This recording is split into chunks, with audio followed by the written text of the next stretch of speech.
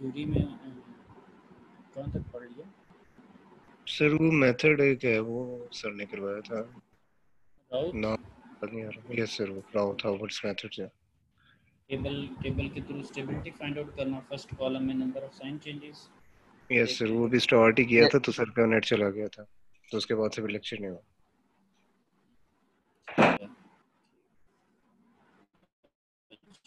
अस्सलाम वालेकुम सर। शायद उस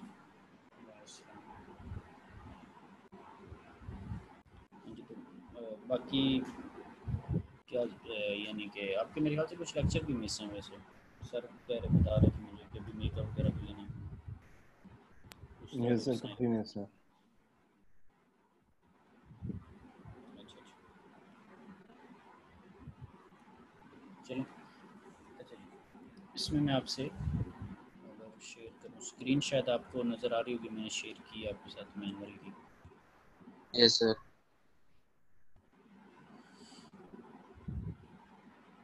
आ रही नज़र मैनुअल की स्क्रीन?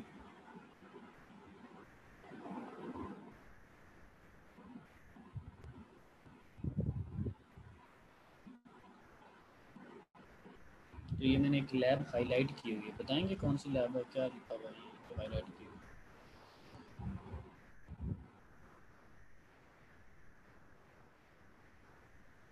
लैब 9। ठीक है। अच्छा, हमने जो लैब बेसिकली की थी रूट लोकस, लास्ट टाइम हमने डिस्कस किया था रूट लोकस, तो दोबारा उसकी रिवीजन दे देता हूँ और फिर दो और चीज़ें डिस्कस कर लेते हैं।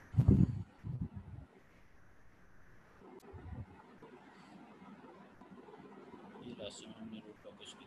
अच्छा, रूट लोकस में ये होता है कि आप सिस्टम का बताया था मैंने कि गेन चेंज करते हैं और गेन के तब्दील करने से जो पोल्स हैं उनकी लोकेशन बदलती जाती है। तो फिर आप देख रहे होते हैं कि गेन में अगर गेन की वैल्यू इतनी सेट करूं तो स्टेबल रहेगा, यहाँ पर कर दूं तो मार्जिनली स्टेबल हो जाएगा, और अगर इतनी बढ़ा दूं तो अनस्टेबल हो जाएगा। तो वो रूट्स गेन को तब्दील करने से जैसे जैसे रूट्स मूव कर रहे होते हैं, रूट्स की लोकेशन जैसे जैसे बड़ी होती है गेन को बदलने से, उस चीज़ को बेसिकली आप रूट लोकस कह रहे होते हैं। और चैप्टर नंबर 6 भी जो अभी आप कह रहे हैं पढ़ रहे हैं, तो उसके अंदर आप देख रहे होते हैं कि फर्स्ट कॉलम के अंदर नंबर ऑफ साइन चेंजेस जितनी आएंगी उतने पोल्स राइट हाफ प्लेन पे, और रिमेनिंग जो होंगे वो लेफ्ट हाफ प्लेन पे होंगे। फिर एक और आप कॉन्सेप्ट पढ़ेंगे मार्जिनली स्टेबल का, इमेजिनरी एक्सिस पे, जियोमेट्रिक एक्सिस पे कितने पोल्स आ रहे हैं। तो खैर वो तो स्टेबिलिटी है यूजिंग जो है वो राउथ हार्वर्ड्स क्राइटेरिया। और इसी तरह चैप्टर नंबर 8 के अंदर आप रूट लोकस के थ्रू देखते हैं। रूट लोकस के अंदर उस तरह से मैथमेटिकल टेबल तो नहीं बनता, लेकिन इसमें ग्राफिकल रिप्रेजेंटेशन होती है, पिक्चर बनती है, ग्राफ बनता है, तस्वीर के थ्रू आप देख रहे होते हैं। तो ये लास्ट टाइम हमने बड़ा डिस्कस किया था। अच्छा जी, अब मैं यही लैब ओपन करता हूँ, लास्ट टाइम देख रहे थे।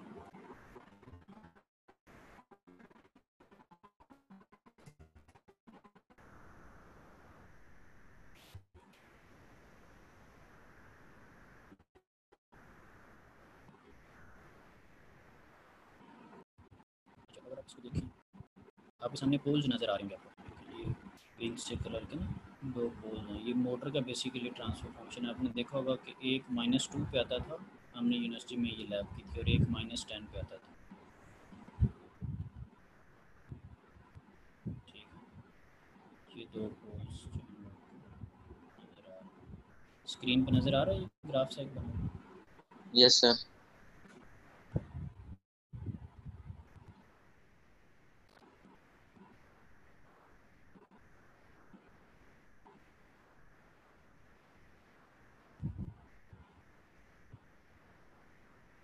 स्टूडेंट, आवाज़ पहुंच रही है मेरी या नहीं है? मैं कोई और आ सेटअप रही है सर। सर बस कट कट के आ रही है। चलिए मैं चीज़ों को थोड़ा बहुत स्लो आ रही है सर। चलिए मैं लोकेशन चेंज कर लेता हूँ ताकि थोड़ा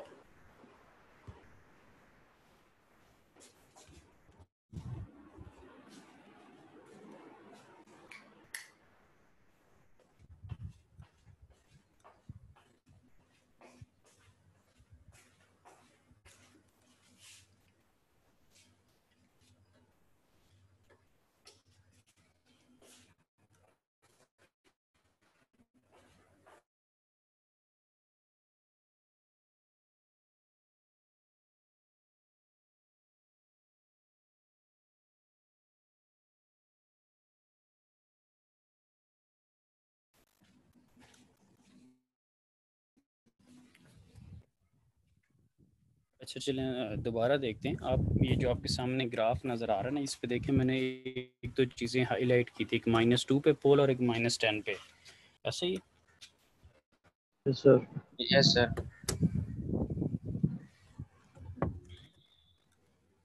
ठीक। अच्छा ये वही है जैसे आपने लैब 3 में किया था, मोटर के जो पोल वगैरह थे तो आपने देखे थे, -2 पे आ रहा था, एक -10 पे आ रहा था। अच्छा अब इसको देखते हैं कि रूट लोकस पे जब बना था तो इस पे क्या हुआ, और कुछ आज मैं आपको डिज़ाइनिंग के पॉइंट ऑफ व्यू से कंपनसेटर्स की भी कुछ चीज़ें बताऊंगा कि आपको अगर एरर्स वगैरह रिमूव करने हो या कोई कंपनसेट करना हो या कोई चीज़ ऐड अप करनी हो तो वो किस तरह से करते हैं। अच्छा फॉर एग्जांपल देखें कि ये दोनों पोल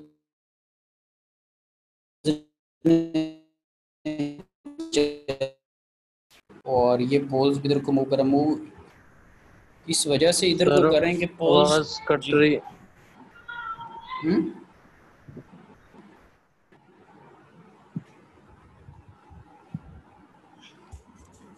ये जो पोल्स है ना, यहाँ से पोल से हमेशा जो रूट लोकस है वो अवे जाता है।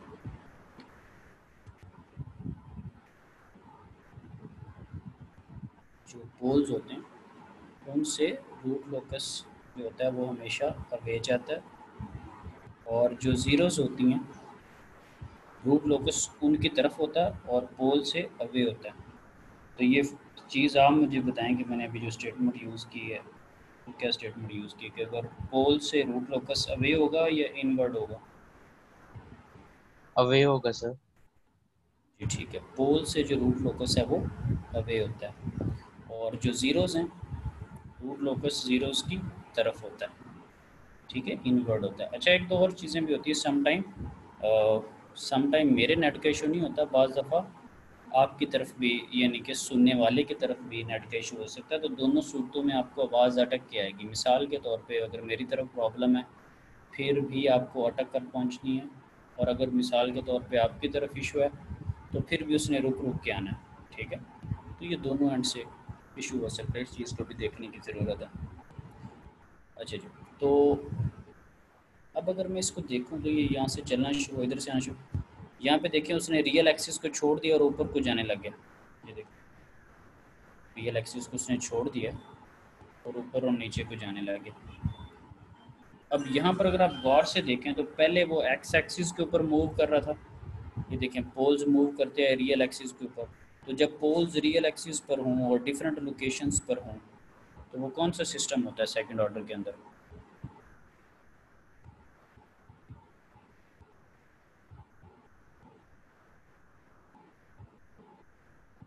सेकंड ऑर्डर सिस्टम के अंदर आपने 4 टाइप्स पढ़ी थी, जब दोनों पोल्स रियल हों और डिफरेंट हों तो कौन सा सिस्टम होता है वो।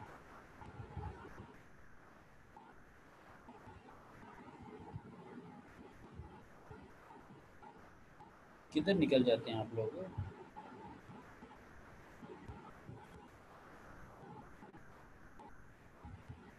सर इधर ही है। तो अगर नहीं भी आता तो कोई बात नहीं। मैं तो इधर ही हूँ सर। हाँ जी, मैं भी इधर ही हूँ। क्या बात है, आप लोग बड़ी मेहरबानी जनाब, इनाम भेजते हैं अभी आपकी तरफ सबकी तरफ फोन का। बड़ी एहसान अमेज़ आवाज़ें आ रही हैं। चलें जी, तो पोल्स जब रियल होते हैं और डिफरेंट होते हैं ना तो आप उसको ओवर डैम्प्ड कह रहे होते हैं, और जब पोल्स रियल हों और एक ही वैल्यू पे दोनों लाई कर रहे हैं तो वो क्रिटिकल डैम्प्ड होते हैं, और जब पोल्स प्योरली इमेजिनरी हों तो वो अनडैम्प्ड का केस है, और जब पोल्स आपके पास कॉम्प्लेक्स हों तो अंडर डैम्प्ड का केस। अब ये जब आप सिनेरियो देखेंगे, ये एक ऊपर को जा रहा है एक नीचे को आ रहा है, ये ओरिजिन पे तो नहीं है, क्या ओरिजिन पे है ये, खैर एक -2 पे है और एक -10 पे है तो उनके दरमियान में एक जगह, तो ये ओरिजिन तो नहीं है, ओरिजिन तो इस तरफ बन रहा है, ये चीज़ है उस ओरिजिन आपका 0 के ऊपर होता है। सो यहाँ पर अगर फॉर एग्जांपल ये पोल यहाँ पर आ जाता है, मूव करता करता अगर इधर आ जाता है, या पोल मूव करता करता इधर आ जाता है, तो ये दोनों कॉम्प्लेक्स पोल होंगे, और अगर वो पोल इधर है तो वो रियल है, अगर वो इस रियल एक्सिस के ऊपर है तो फिर भी रियल है। तो ये चीज़ हमें ये बता रही है कि अगर आप गेन को मूव करें तो जो आपके पास ओवर डैम्प्ड का केस है वो अंडर डैम्प्ड बन जाएगा, सिस्टम की यानी कि टाइप चेंज होगी। और ऐसा भी हो सकता है कि सिस्टम स्टेबल हो, उसका root locus left half plane पे बन रहा हो, लेकिन जैसे जैसे आप गेन को मूव करें उसका रूट लोकस जो है वो राइट हाफ प्लेन की तरफ आ जाए, तो वो अनस्टेबल है। और अगर वो इमेजरी को टच करेगा तो उस पॉइंट के ऊपर वो मार्जिनली स्टेबल है, और जैसे वो राइट हाफ में दाखिल होगा उस पॉइंट के ऊपर वो अनस्टेबल है। तो ये चीज़ आपने, ये जो थ्योरी की आप बात करें ना, उसके अंदर आपने पढ़नी है चैप्टर नंबर 6 के अंदर। एग्जाम्पल 6.9 देखिएगा तो आपको पता चलेगा कि गेन को कैसे कैसे मूव करें तो वैल्यू चेंज होती है। 6.9 एग्जाम्पल को आप देखिएगा, उसमें आपको पता चलेगा। ये खैर कि कैसे कैसे चीज़ें मूव होती हैं, जो आप चैप्टर पढ़ रहे हैं उसी का हवाला दे रहा हूँ। ये जो अभी रूट लोकस है ये तो खैर चैप्टर 8 है, लेकिन फिर भी आपको थोड़ा बहुत आइडिया होगा कि कैसे कैसे चीज़ें मूव करती हैं। अच्छा, इसमें ये भी हो सकता है रूट लोकस सपोज आपने बनाया, यहाँ पर ये चीज़ भी हो सकती है कि बाज़ दफ़ा आपके स्पेसिफिकेशंस मीट नहीं कर रही होती हैं और आप कोई ना कोई कंपनसेटरी यूज़ कर रहे होते हैं।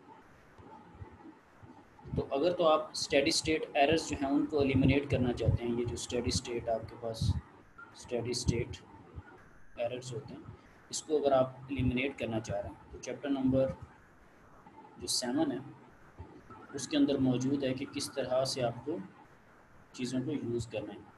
मिसाल के तौर पर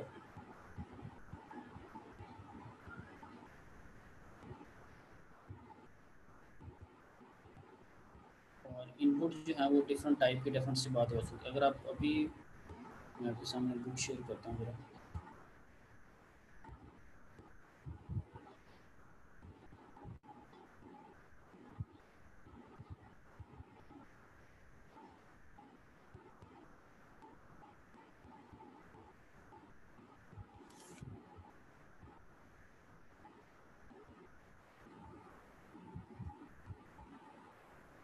आपको बुक नज़र आ रही होगी सामने अभी,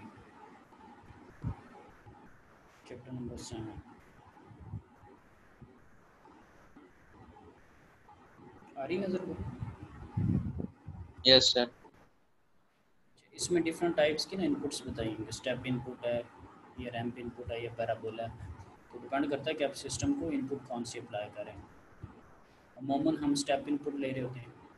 तो फॉर एग्जांपल आपके पास इनपुट या रेफरेंस ये था, आपके सिस्टम के रिस्पॉन्स ने उसको मीट करने की कोशिश की, तो ये देखिए आउटपुट जो 1 है ये आपके रेफरेंस या इनपुट को मीट कर गया। लेकिन अगर आप आउटपुट 2 को देखें तो उसने मीट नहीं किया, उसके दरमियान में एरर है।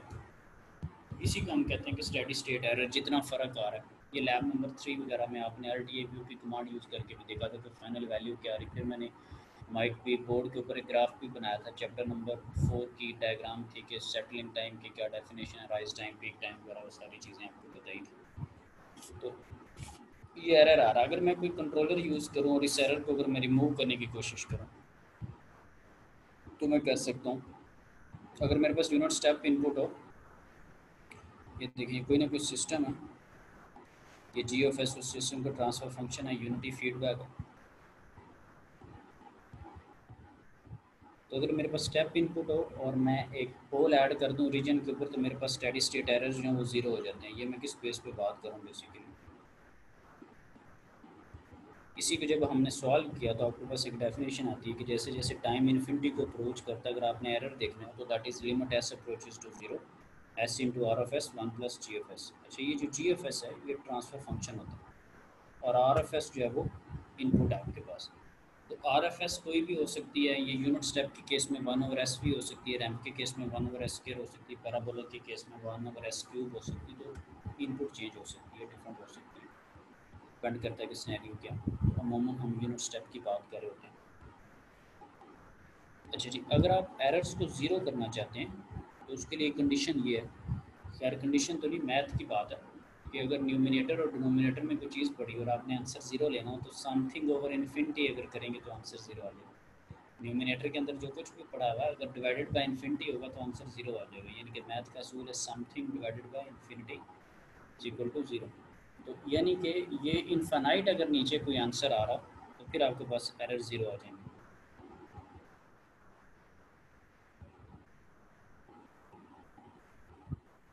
अब उसमें क्या होता है कि जब आप कोई भी सिस्टम के अंदर जब कोई पोल ओरिजिन पे आता है ना और यूनिट स्टेप इनपुट हो तो आपके पास आंसर खुद ही जीरो आता है। पहला मैं केस ये लेता हूँ कि पहले मैं पोल ऐड नहीं करता।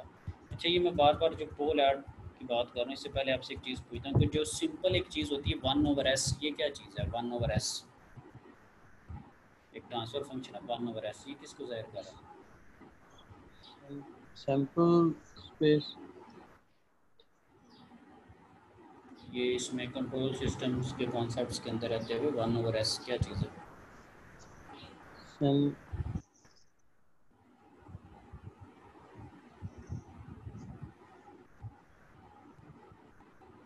लैप्लास ट्रांसफॉर्म के अंदर एस डोमेन के अंदर सिंपल जो चीज़ है 1/s, transfer function is equal to 1/s। तो इस ये क्या इन्फॉर्मेशन दे रहा है 1/s?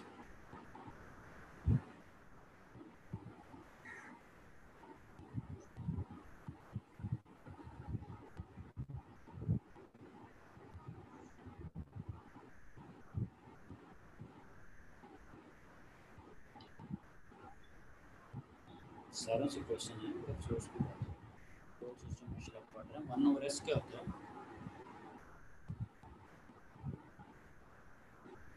Sample space.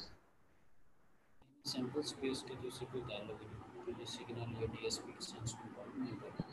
Control systems के कॉन्सेप्ट्स के अंदर आते हुए सर आपकी आवाज़ स्लो हो गई है। वो हो ही जाने की क्योंकि क्वेश्चन मैंने पूछ लिया ना। तो 1/s जो है वो क्या चीज़ है?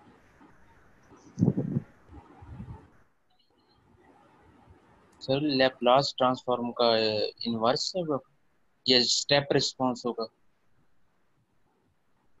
अच्छा, चलिए कोई स्टेप रिस्पॉन्स की बात कर रहा है, कोई इनवर्स लैप्लास की बात कर रहा है, ठीक है। और चलिए खैर जो कुछ भी कहा, एक कमेंट मेरे पास आया, इसी चीज़ को मैं आगे ज़रा एक्सटेंड करता हूँ। सिंपल एस क्या चीज़ है? Transfer function is equal to s. Sir s frequency को जाहिर कर रहा होता है। एस किसको जाहिर करा? फ्रीक्वेंसी को सर। मिसाल के तौर पर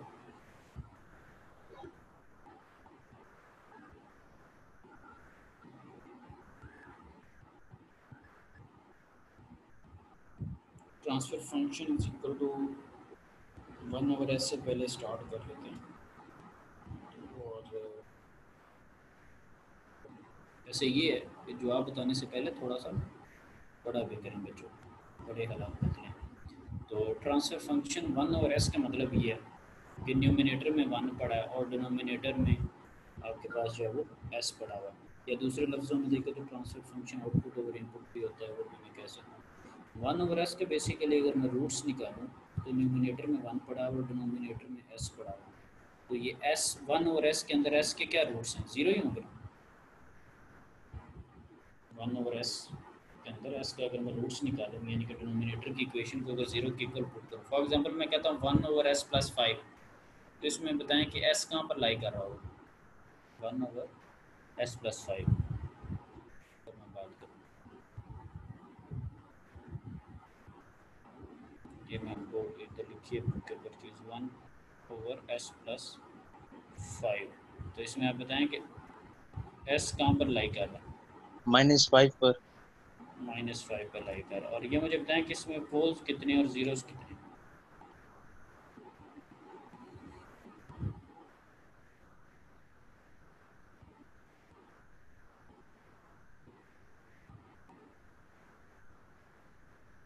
पोल सर 1 होगा और जीरोज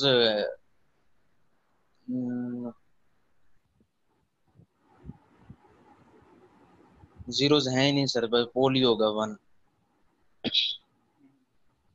बिल्कुल सही है क्योंकि इसमें ज़ीरोज़ मौजूद ही नहीं है, कोई डिनोमिनेटर में एस की कोई वैल्यू नहीं है, एस के कोई रूट्स नहीं है।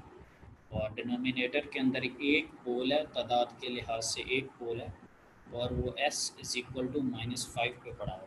s + 5 इज इक्वल टू 0 और s इज इक्वल टू -5। खैर बड़े अफसोस की बात है यार, एक बच्चा बोल रहा है और कंट्रोल सिस्टम पढ़ रहे हैं 3 क्रेडिट आपका थ्योरी का कोर्स और हमने एग्ज़ाम देने। सो 1/s + 5, तो उसके अंदर पोल तादाद के लिहाज से एक पोल है और उसकी लोकेशन है -5। तो जब आप 1/s की बात करेंगे तब क्या होगा? सर तब उसमें सर पोल भी नहीं होगा और जीरो भी नहीं होगा। अच्छा चलिए, ज़ीरो तो नहीं होगा क्योंकि न्यूमिनेटर के अंदर एस से रिलेटेड कोई चीज़ नहीं है। और पोल क्यों नहीं होगा? सर क्योंकि इसके अंदर वैल्यूज नहीं दी गिवन कोई। तो ये एस इज ये इक्वल टू जीरो ज़ीरो पे, जीरो ही होगा, पोल जीरो ही एस होगा। S is equal to zero के ऊपर एक पोल पड़ा हुआ, और s is equal to zero के ऊपर पोल पड़ा होने का मतलब क्या है? क्योंकि इसमें एस की वैल्यू ज़ीरो, एस की अगर आप रूट्स फाइंड आउट करें, जैसे इसमें फाइंड आउट किया तो -5 था, इसमें यस एस जो डिनोमिनेटर को ज़ीरो के इक्वल पुट करके इक्वेशन को सॉल्व करें तो एस की वैल्यू सिफर यानी, तो इसका मतलब क्या है कि इसमें एक पोल है और वो ओरिजिन पे पड़ा हुआ। किस पे पड़ा हुआ? यस सर, ओरिजिन पे। एक पोल है और वो ओरिजिन पे पड़ा हुआ। तो ये वैसे 1/s इंटीग्रेटर नहीं होता? Yes sir. कोई इसको क्या कह रहा है, कोई इसको क्या कह रहा है। 1/s एक इंटीग्रेटर को ज़ाहिर कर रहा है, और इंटीग्रेटर का मतलब दूसरे लफ्ज़ों में ये होता है कि pole at origin, pole at origin origin. 1/s। तो अब भी पता चला है, या अब भी 1/s के मुख्तलिफ जवाब हैं, या कोई जवाब पता भी चल नहीं? गया सर। तो आप यहाँ पर ये सोचें और थोड़ी शर्मिंदगी भी महसूस करें कि वन कंट्रोल सिस्टम का हम एक कोर्स पढ़ रहे हैं, हम उसकी लैब कर रहे हैं, उसकी थियरी पढ़ रहे हैं, और ये कॉन्सेप्ट वाइज ये हमारी हालत है।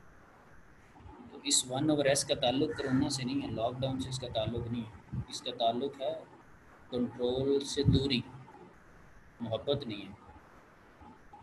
ओके जी, अब सिंपल मैं अगर एस लिखूं, सिंपल एस, तो इसका क्या मतलब है? डिफरेंशिएटर। ये एक बच्चे ने कहा कि एक डिफरेंशिएटर के तौर पे काम करें उनका। मिसाल के तौर पे सिंपल एस का क्या मतलब है? यानी कि s/1, अगर न्यूमिनेटर या डिनोमिनेटर के सेंस में लिखो, मैं उसको लिख सकता हूँ s/1, क्या ख्याल है? या नहीं लिख सकते? लिख सकते हैं सर। उसमें बताएं कि एस के अंदर जीरोस कितनी और पोल्स कितनी?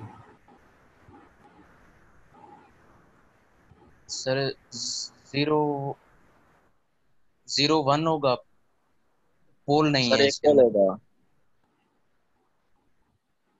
अच्छा, एक और चीज़ है, जब अल्फाज बोलते हैं तो अल्फाज बड़े क्लियर होने चाहिए। इसमें तादाद के लिहाज से एक ज़ीरो है और वो ओरिजिन के ऊपर पड़ी हुई है। Yes sir. इसमें अगर न्यूमिनेटर को अगर आप ज़ीरो के इक्वल पुट करें, रूट्स निकालें एस के, तो S is equal to zero ही निकलें। ठीक है, तो इसमें एक ज़ीरो है जो कि ओरिजिन के ऊपर पड़ी हुई, और इसमें पोल कोई भी नहीं है। तो जो डेरिवेटिव होता है बेसिकली उसका मतलब ये होता है कि ज़ीरो एट ओरिजिन, और जो इंटीग्रेटर होता है प्योर इंटीग्रेटर, उसका मतलब होता है पोल एट ओरिजिन। ठीक है। Okay sir. अच्छा जी, अब मुझे आप ये बताएं कि ये आपके सामने जो ब्लॉक डायग्राम आपको नज़र आ रही है, इसके ऊपर देखें कि इसके अंदर कोई पोल एट ओरिजिन है जिसको मैं यस हाईलाइट सर, करके दो आपको पोल समझा हैं दूँ। और एक जीरो है। कहाँ पे? दो पोल हैं तो कहाँ पे पड़े हुए हैं? ये पोल -3 पे पड़ा हुआ है, एक ये पोल -4 पे पड़ा -4 पे हुआ है पड़ा हुआ है, और एक जीरो -2 पे और पड़ा हुआ है। ज़ीरो -2 पे। तो इसके अंदर कोई पोल एट ओरिजिन है? No sir. फिलहाल इसके अंदर पोल एट ओरिजिन मौजूद नहीं है। अच्छा, इसको जब उसने सॉल्व किया, इसको जब सॉल्व किया, इसके अंदर उसने एरर को जब फाइंड आउट किया, स्टेडी स्टेट एरर को, लिमिट्स अप्लाई की, GFS पे एस अप्रोचेस, आपके पास आंसर आ रहा 5/21। तो 5/21 को जब आप डिवाइड करेंगे दैट विल बी 1/4, तो ये तकरीबन 2.25 के करीब करीब इस तरह का कोई आंसर आ रहा है।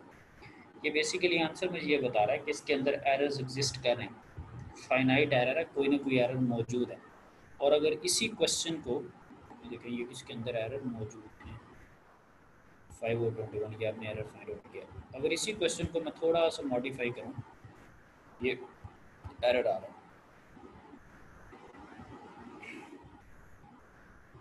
एक ये मेरे पास वही चीज़ है, बस उसके अंदर ये एक चीज़ का इजाफा हुआ, ये तो इसमें बताएं, इसमें कोई पोल एट ओरिजिन है? ये जो भी तस्वीर आपके सामने आ रही है,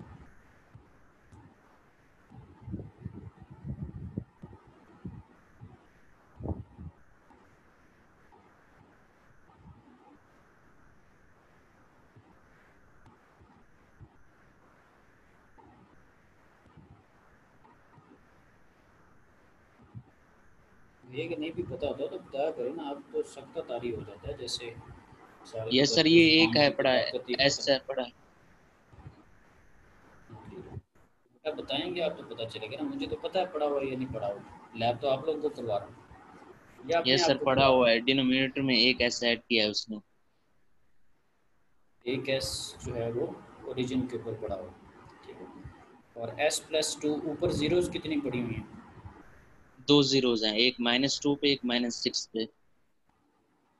अच्छा आप एक मिनट चुप कर जाएं, रिदवान बोलना, बाकियों से पूछना। अच्छा इसमें पोल बताएं, बाकी बच्चों पोल बताओ कि कितने पोल्स हैं इसके अंदर और कहाँ कहाँ पे पड़े हैं?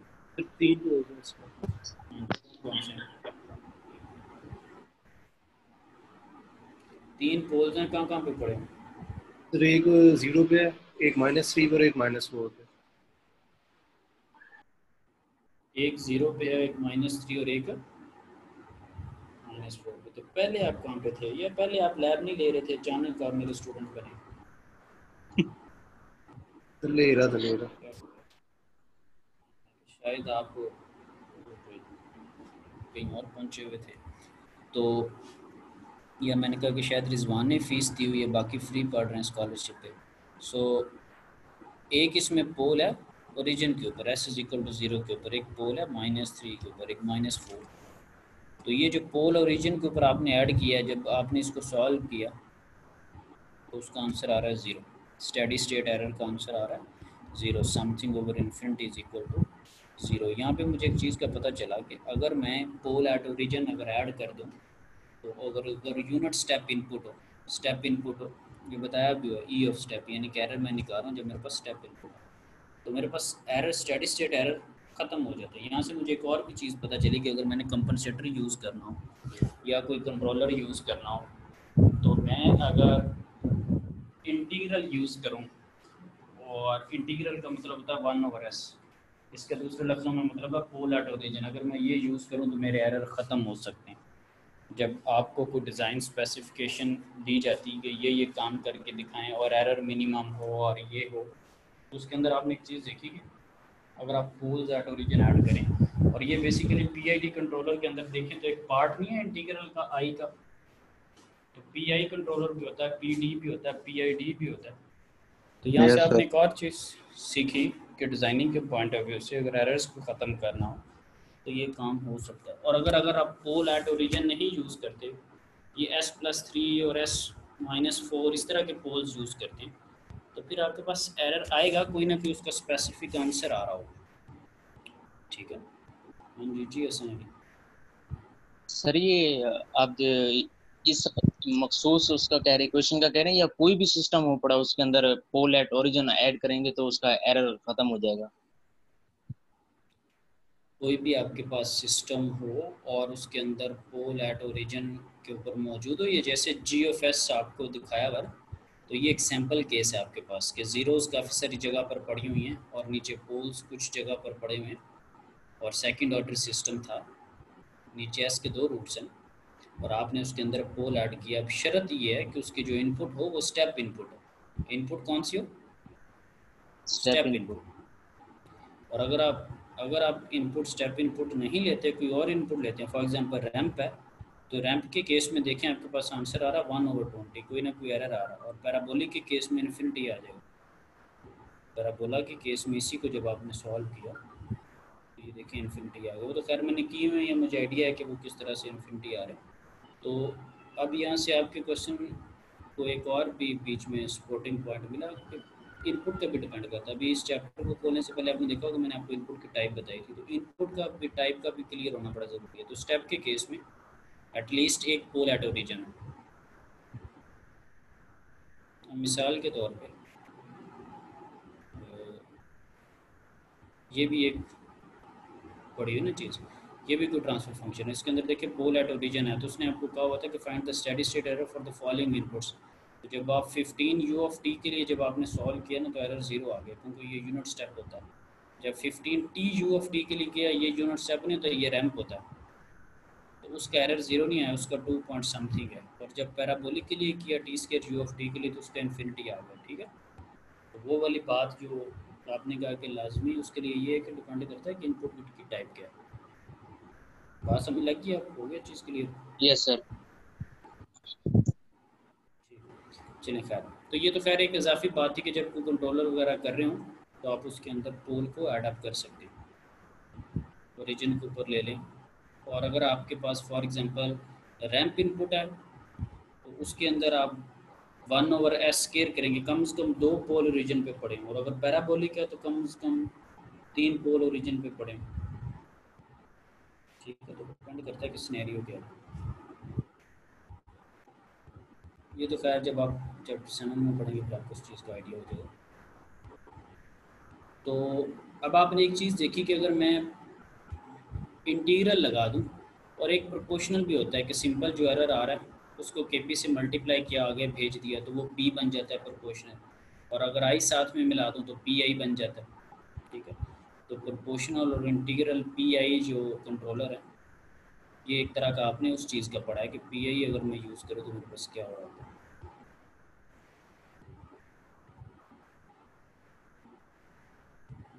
अच्छा, अभी खैर ये तो वैसे एक डिज़ाइनिंग के पॉइंट ऑफ व्यू से एक बात थी जो कि मैंने आपको बतानी थी, चलो वो बता दी थोड़ा सा, वो उसकी बात भी क्लियर होगी। ये सीपी में भी खैर यूज़ कर सकता है बंदा इसको, कॉम्प्लेक्स इंजीनियरिंग प्रॉब्लम में भी डेटा की। अच्छा जी, अब वापस आते हैं उधर ही मैनुअल के ऊपर।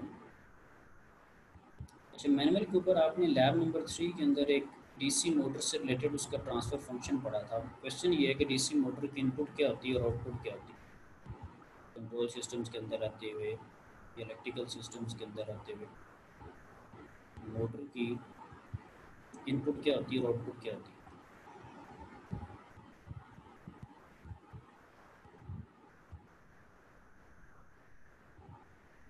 ये आइडिया है किसी को? सर वो सी सर ऑफ वो ब्रैकेट एस और ब्रैकेट एस।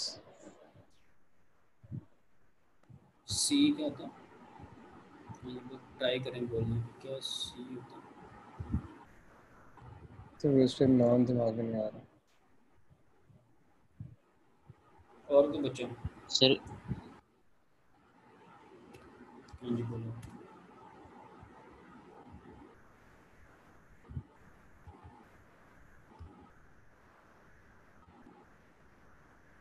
जी जी बताएं।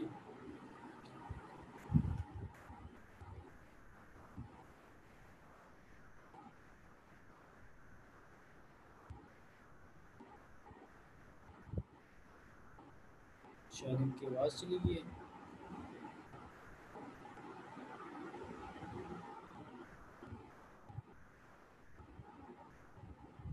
हाँ जी, बाकी जो बच्चे हैं बाकी बताएं कोई और, मोटर के केस में इनपुट क्या होती है आउटपुट क्या होती है।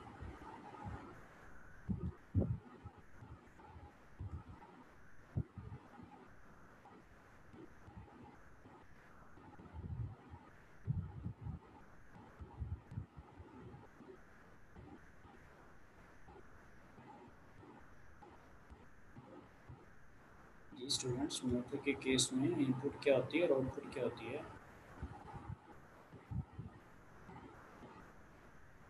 कोई नहीं आइडिया? ये तो नहीं सारों के है एब्सेंट। वोल्टेज। सर आपकी आवाज नहीं आ रही, बहुत हल्की आवाज आ रही है। अच्छा, तो मैं ये कह रहा हूँ कि मोटर के केस में इनपुट और आउटपुट क्या होगी? सर ये यही नहीं होती जो सामने भी ये शो हो रही है, P of S is equal to theta of S, उसके ऊपर dot over V of S। तो शो करवाई है तो अभी हुई है ना, क्या होती क्या है ये, चलिए यही बता दें। मैं यानी कि सर ये स्टूडेंट कंट्रोल का मुझे नहीं पता। इनपुट तो वोल्टेज हो गई और ये स्पीड। हाँ जी बताएं।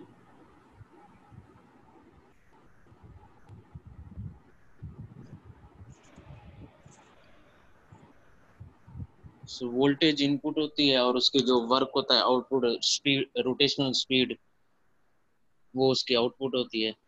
आउटपुट उसकी स्पीड है और इनपुट आप वोल्टेज के तौर पे ले रहे हैं। तो ये आती क्या, इसका ट्रांसफर फंक्शन कैसे बनता है वैसे, ये जो आपने यूज़ किया था लैब्स के अंदर, ये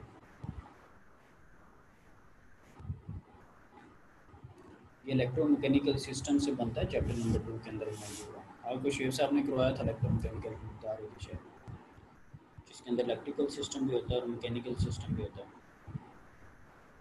चैप्टर 2 के अंदर है। चलें, आप वैसे बहुत बाजार से लग रहे हैं सारे, तो अल्लाह आपका भला करे, मुझे तो कोई नहीं, मैं गुजारा करता हूँ लैब का बस, ठीक है। अच्छा जी, तो क्योंकि जो मैंने काम करवाना मैंने करवाई देना है।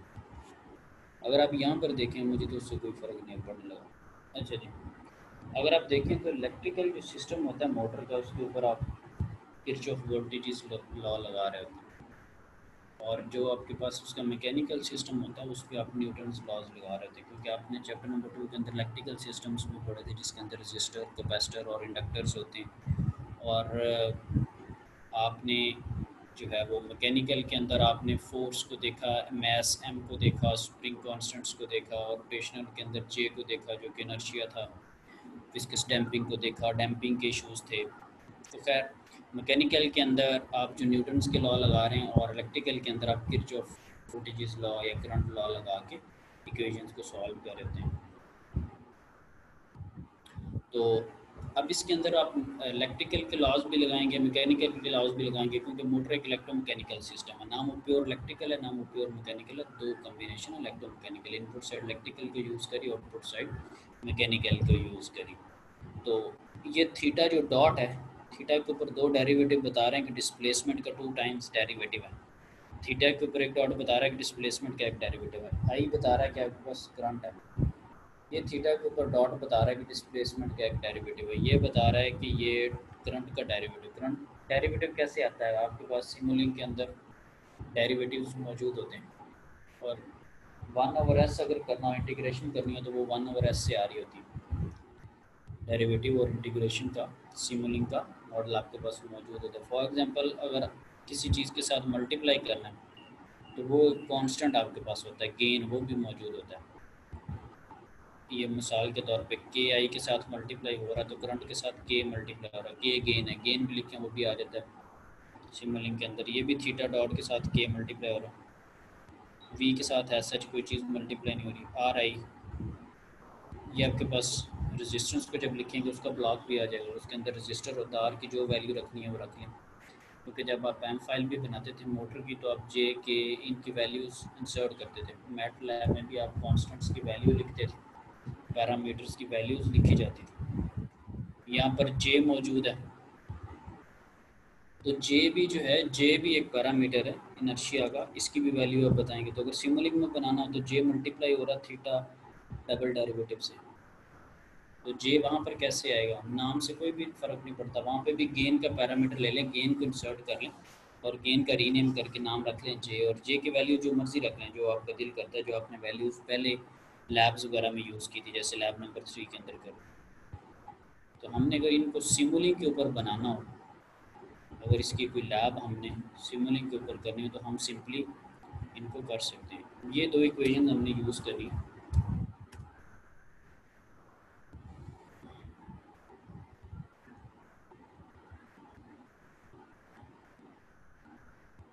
अब वही दो इक्वेशंस मैं यहाँ पे नोट डाउन करने लगा हूँ, वही जो इक्वेशंस आपसे डिस्कस कर रहा था। आई कहाँ से, चैप्टर नंबर 2 इलेक्ट्रोमैकेनिकल सिस्टम। खैर उसका प्रूव हमारे फ़िलहाल लैब के स्कोप में नहीं है, साबित नहीं हमने करना कोई कौन सी चीज़ कहाँ से आ रही है। उसी चीज़ को लिखने का तरीका, वहाँ पे डबल डॉट था तो 2 दफ़ा डेरिवेटिव लिख दिया, 1/j ये चीज़ लिख दी, और ये जो करंट की इक्वेशन लिखी हुई थी L D A by D T is equal to minus R I plus V minus C. यहाँ से अगर मैं देखूँ तो एक चीज़ मुझे पता चल रही है कि इसको माइनस के साथ है, ये प्लस के साथ और ये माइनस के साथ है, लेकिन ये तीनों चीज़ें आपस में ऐड अप हो रही हैं। अगर मैंने इनको ऐड अप करना तो मैं क्या करूँगा, मैं एक एडर लगा दूँगा, ये तीनों चीज़ों को प्लस करके मुझे दे देगा। और यहाँ पर अगर मैंने काम करना है तो एक ये चीज़ और ये चीज़ ये आपस में ऐड अप हो रही है माइनस के साइन के साथ, जब एडअप होके मिलेंगी तो मैं उसको 1/j से मल्टीप्लाई कर लूँगा। अब ये वाली तीनों चीज़ें जब मुझे एडअप होके मिलेंगी तो मैं उसको 1/l से डिवाइड कर। तो अगर यानी कि मुझे इनका सिमुलिंक बनाना हो तो जो चीज़ साथ में मल्टीप्लाई हो रही है उसको गेन के तौर पे ले लिया जाए, रजिस्टर के तौर पे ले लिया जाए, वोल्टेज है तो वोल्टेज के तौर पे लिया जाए, वोल्ट वी एक सोर्स के तौर पे आपके पास आ जाएगा।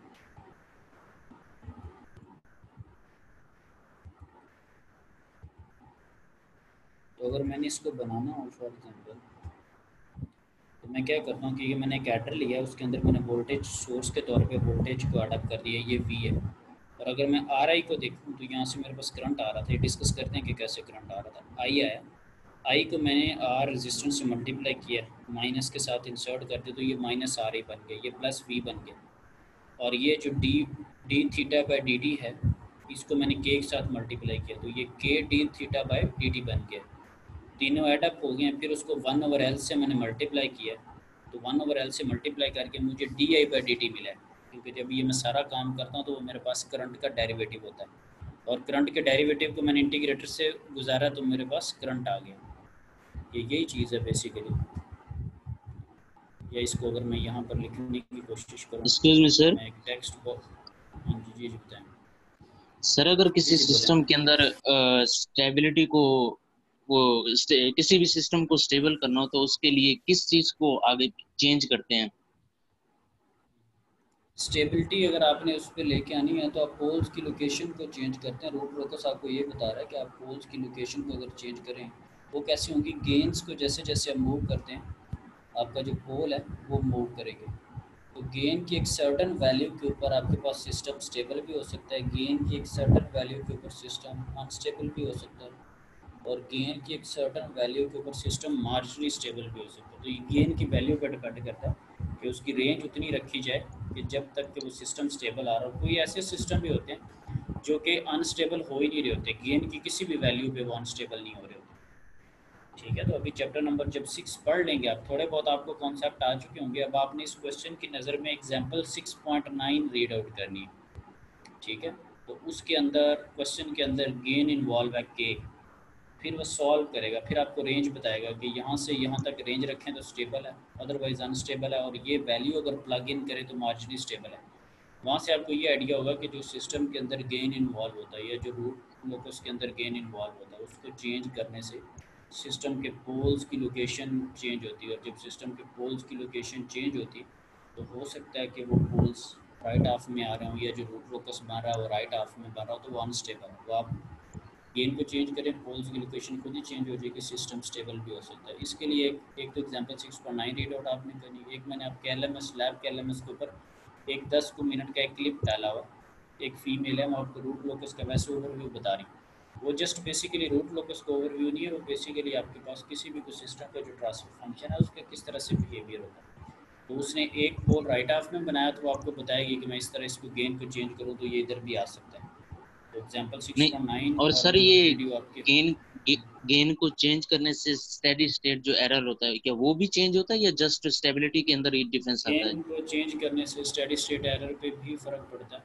ये भी आपके पास चैप्टर नंबर 9 के अंदर मेंशन है कि अगर मिसाल के तौर पे आप ओवरशूट को कम करना चाह रहे हैं या आप स्टेडी स्टेट एरर को कम करना चाह रहे हैं, अक्सर ये होता है कि एक पैरामीटर को बदलें दूसरा ख़राब हो जाता है। तो ये हाफ नॉलेज होता है कि इसको चेंज करें तो वो चीज़ ठीक हो जाए, और क्या पता है कि दूसरी ख़राब हो रही है उससे। ठीक है, तो ये फिर थोड़ा सा फर्दर स्टडी करना पड़ता है कि ओके ऐसा क्या काम करें कि एक तो ठीक हो रही है लेकिन दूसरी भी ख़राब ना हो। ठीक है, क्योंकि इस पे ओके। फर्दर को कमेंट करूँगा तो वो फिर तकरीबन CP के किसी न किसी चीज़ का आंसर सामने आ जाएगा। तो अभी फ़िलहाल इतना इसके लिए। अच्छा, मैं इसको ना लिखने की कोशिश करता हूँ, ये आपके सामने, आपको मिसाल के तौर पे लगे कि पता नहीं कैसे बन गया ये। अगर मैं यहाँ से देखूँ तो मेरे पास आई आ रहा है, आर के साथ मल्टीप्लाई हो, उसके साथ एड अप हो गया, तो मैं इसको लिखता हूँ कि माइनस आर आई, और प्लस मेरे पास इसके अंदर आ रहा है वी वोल्टेज सोर्स, मैंने इसको लिख दिया प्लस वी। और फिर मेरे पास माइनस के साथ आ रहा है के, और के को बैक एंड से इनपुट मिल रही है ये D theta by D T, K को इनपुट मिल रही है D theta by D T. मेरे टेक्स्ट बॉक्स ही खत्म हो गया, दोबारा कोशिश। पहले था minus R I plus V minus K E into D theta, इसको सर मैं के साथ स्टैटिक एरिया ये है डी थीटा बाई dt, ठीक है।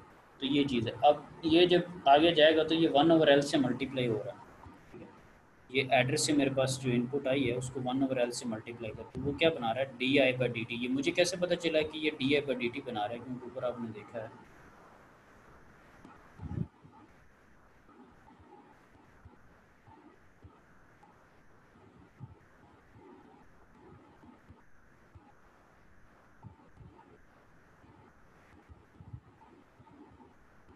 ये अक्सर जब आप कोई कोई थीसिस बच्चा कर रहा हो या कोई प्रोजेक्ट कर रहा हो तो अक्सर इस तरह की चीज़ें बनी बनाई पड़ी होती हैं।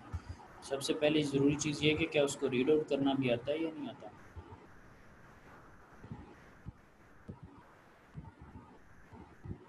मिसाल के तौर पे ये मेरे पास ये इक्वेशंस हैं, तो अगर आप इस चीज़ को देखें तो ये यही चीज़ नहीं है,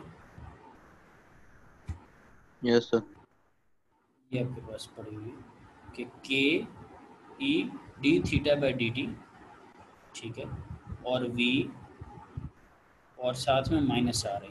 तो ये जो तीनों चीज़ें थी वो आपके पास एड्रेस से निकली थी और उसके साथ आगे क्या मल्टीप्लाई हो रहा था 1/L। तो इसके साथ जब मैं 1/L मल्टीप्लाई करूँगा तो क्या बन जाएगा di/dt।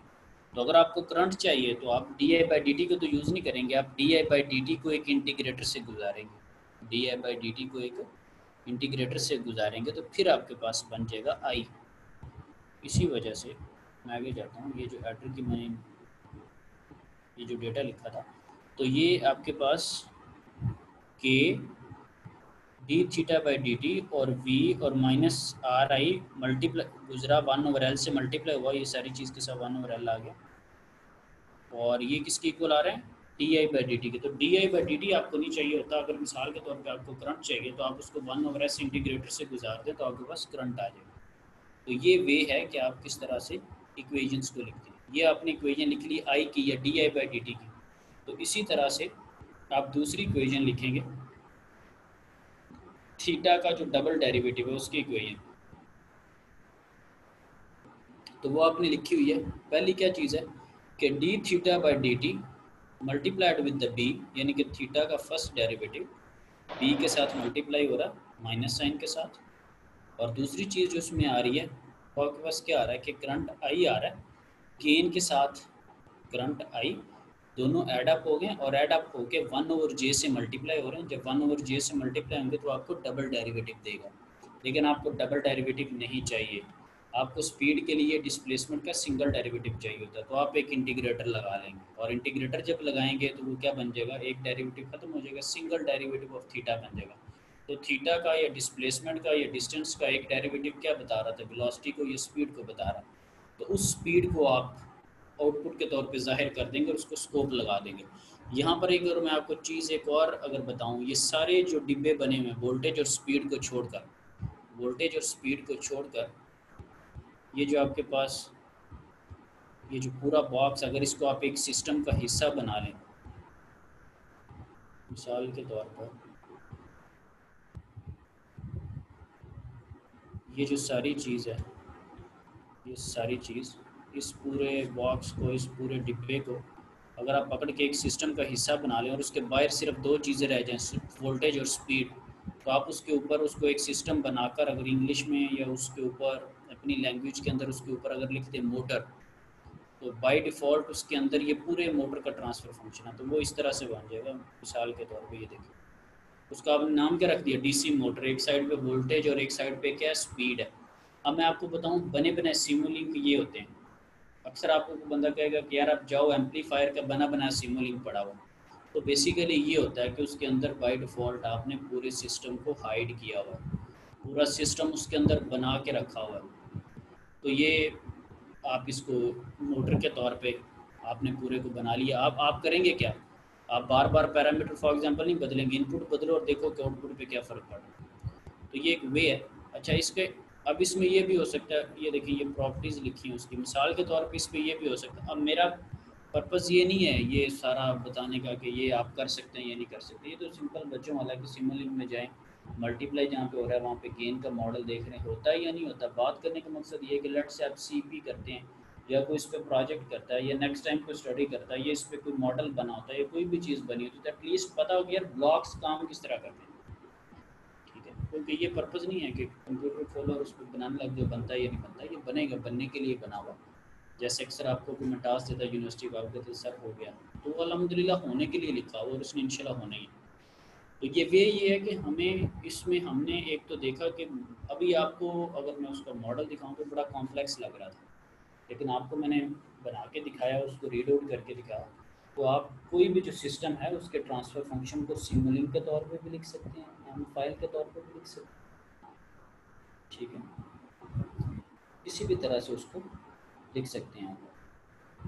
तो एक तो मैंने इजाफी चीज़ आपको जो बताई है डिज़ाइनिंग के पॉइंट ऑफ व्यू से, वो तो और चीज़ थी, वो मेरा मकसद ये था कि जिन्हें स्टूडेंट को डिज़ाइनिंग आ जाए।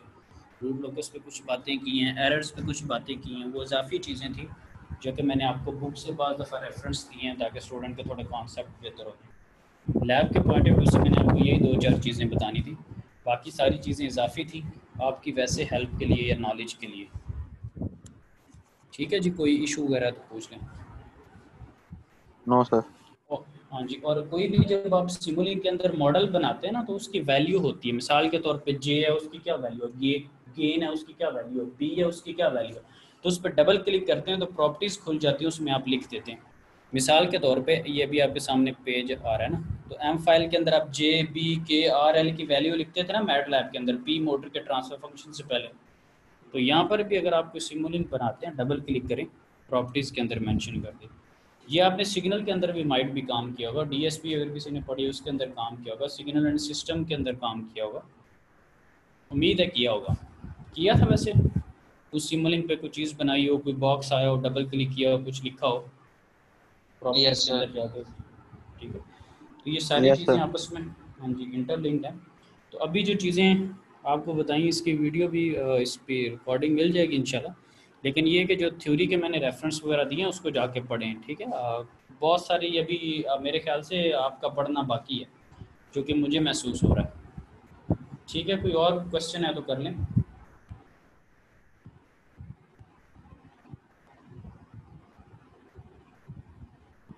जिस स्टूडेंट को क्वेश्चन हो तो नो सर। चलो ठीक है, अटेंडेंस जो है वो मैं आपकी मार्क कर लूँगा, ठीक है। और ये जो मैंने 1-2 करवाई हैं, ये लैब्स को आप रीड आउट करना शुरू करें, फिर आपसे कुछ चीज़ें मैं पूछूंगा भी किसी फ्री टाइम पे, ठीक है। जो थोड़ा बहुत बताते हैं ओके सर। डॉक्यूमेंट पे जाके रीड आउट किया करें एटलीस्ट। जब 1 बाय 1 आप डॉक्यूमेंट रीड करते हैं तो काफ़ी कुछ, और मैं भी मोस्टली मेरी ये कोशिश होती है कि मैं स्टूडेंट को या तो बुक से कोई रेफरेंस दूँ और बुक साथ में ओपन कर देता हूँ, ताकि वो रिकॉर्डिंग में चीज़ है उनके सामने से गुजरे और वो नोट्स के तौर पे दोबारा पढ़ें तो वो चीज़ सामने है। जिस तरह मैं मैनुअल को भी अक्सर ऊपर नीचे करके बोलता हूँ और मैनुअल को सामने रखता हूँ, ताकि manual as a notes, as a class notes student इसको इस्तेमाल कर सकें, ठीक है। तो हर बंदे के खैर एक अपना वे है। तो ठीक है, फिर इंशाल्लाह नेक्स्ट टाइम आपसे मुलाकात होती है, तब तक के लिए अल्लाह हाफ़िज़। अल्लाह हाफिज सर। अल्लाह हाफिज।